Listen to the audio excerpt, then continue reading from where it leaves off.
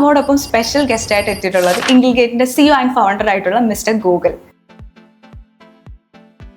ഇംഗ്ലിഗേറ്റ് എന്നുള്ളൊരു പേര് gate way to English എന്നുള്ളൊരു കോൺസെപ്റ്റ് എന്നാണ് ഇംഗ്ലിഗേറ്റ് എന്നുള്ളൊരു പേര് വരുന്നത്. ഇംഗ്ലിഗേറ്റിനെ സംബന്ധിച്ചിടത്തോളം ചാലഞ്ചസ് ഒരുപാടുണ്ടായിരുന്നു. അപ്പോൾ എന്ത് ചെയ്യണമെന്നൊന്നും അറിയാതെ നിന്ന സിറ്റുവേഷൻ ഉണ്ട്. ഇത് നിർത്തണോ കണ്ടിന്യൂ ചെയ്യണോ? 7 സ്റ്റുഡൻസും 4 ട്രെയിനേഴ്സും വെച്ച് സ്റ്റാർട്ട് ചെയ്ത ജേണിയാണ്. ഇപ്പോ ഇംഗ്ലിഗേറ്റിനെ സംബന്ധിച്ചിടത്തോളം 10,000+ സ്റ്റുഡൻസ് ഉണ്ട്.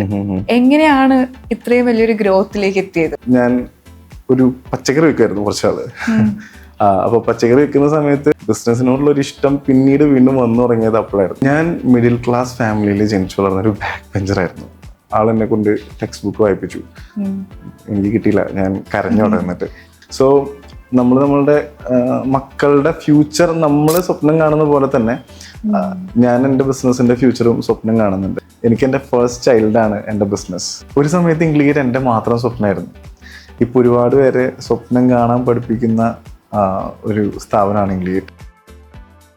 ഒരു ഫേവറേറ്റ് സ്റ്റാഫ് അങ്ങനെ ചോദിച്ചാൽ